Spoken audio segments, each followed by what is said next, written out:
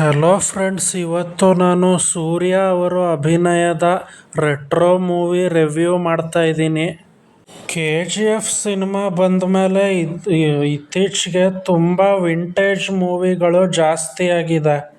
ಅಂದರೆ 90s ಮತ್ತು 80sಲ್ಲಿ ನಡೆದಿರೋ ಕಥೆನ ಇಟ್ಕೊಂಡು ಸಿನಿಮಾಗಳು ಮಾಡಿದ್ದಾರೆ. ಅದೇ ರೀತಿ ಹೆಸರೇ ಹೇಳೋ ಥರ ರೆಟ್ರೋ ಅಂದರೆ ವಿಂಟೇಜಲ್ಲಿ ನಡೆಯೋ ಒಂದು ಕಥೆನ ಇವರು ಸಿನಿಮಾ ಮಾಡಿದ್ದಾರೆ.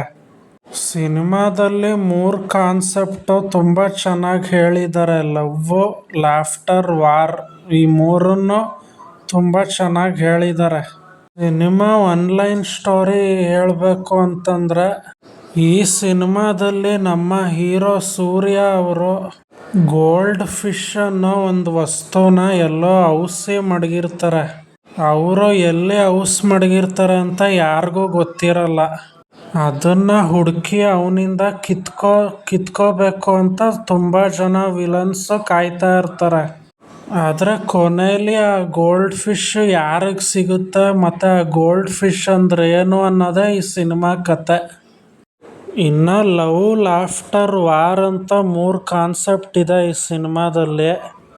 ಲವ್ ಅಂದರೆ ಅದು ಸೂರ್ಯ ಅವ್ರದ್ದು ಮತ್ತು ಪೂಜಾ ಹೆಗಡೆ ಅವ್ರದ್ದು ಒಂದು ಲವ್ ಸ್ಟೋರಿ ಈ ಸಿನಿಮಾದಲ್ಲಿ. ಲಾಫ್ಟರ್ ಅಂದರೆ ನಗು. ಆದರೆ ಈ ಸಿನಿಮಾದಲ್ಲಿ ನಮ್ಮ ಸೂರ್ಯ ಅವ್ರಿಗೆ ಒಂದು ಸಮಸ್ಯೆ ಇರುತ್ತೆ. ಅವ್ರಿಗೆ ನಗುನೇ ಬರಲ್ಲ ಹುಟ್ಟಿದಾಗಿಂದ. ಆದರೂ ಈ ಲಾಫ್ಟರ್, ನಗು ಅನ್ನೋದನ್ನು ಏನಕ್ಕೆ ಇಟ್ಟಿದ್ದಾರೆ ಸಿನಿಮಾದಲ್ಲಿ ಅಂತ ನೀವೇ ಸಿನಿಮಾ ನೋಡಬೇಕು. ಇನ್ನು ವಾರ್ ಅಂದರೆ ಆವಾಗಲೇ ಹೇಳ್ದಂಗೆ ಆ ಗೋಲ್ಡ್ ಫಿಶ್ಗೋಸ್ಕರ ಸೂರ್ಯ ಮತ್ತು ಆ ವಿಲನ್ಗಳ ಮಧ್ಯೆ ಈ ವಾರ್ ನಡೀತಾ ಇರುತ್ತೆ. ಸಿನಿಮಾದಲ್ಲಿ ದೊಡ್ಡ ಸ್ಟಾರ್ ಕ್ಯಾಸ್ಟೇ ಇದೆ. ಜೊತೆಗೆ ನಮ್ಮ ಸೂರ್ಯ ಅವರು ಹಾಗೆ ಪೂಜಾ ಹೆಗಡೆ ಅವ್ರದ್ದು ಆ್ಯಕ್ಟಿಂಗು ಸೂಪರ್ ಆಗಿದೆ.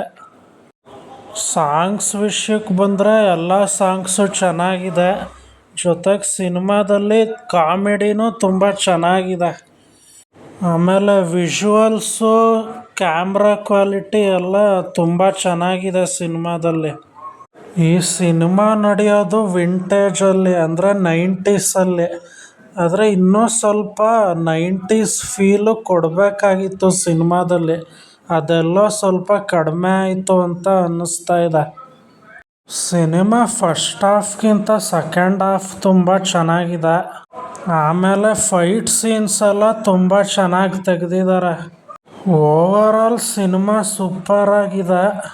ನನ್ನ ಪ್ರಕಾರ ರೇಟಿಂಗು ನಾನು ಔಟ್ ಆಫ್ 10 9 ಕೊಡ್ತೀನಿ. ಇನ್ನು ಯಾರ್ಯಾರು ಸಿನಿಮಾ ನೋಡಿಲ್ಲ ಹೋಗಿ ನೋಡಿ ಸಿನಿಮಾನ. ಹಾಗೆ ಯಾರ್ಯಾರು ನೋಡಬೇಕು ಅಂದ್ಕೊಂಡಿದ್ದೀರ ಮತ್ತು ಈಗಾಗಲೇ ಸಿನಿಮಾ ನೋಡಿರೋರು ನಿಮಗೆ ಸಿನಿಮಾ ಹೇಗನ್ನಿಸ್ತು ಕಮೆಂಟ್ ಸೆಕ್ಷನಲ್ಲಿ ತಿಳಿಸಿ. ಹಾಗೆ ನನ್ನ ಚಾನಲ್ ಲೈಕ್, ಶೇರ್ ಮಾಡಿ, ಸಬ್ಸ್ಕ್ರೈಬ್ ಮಾಡಿ. ಧನ್ಯವಾದಗಳು.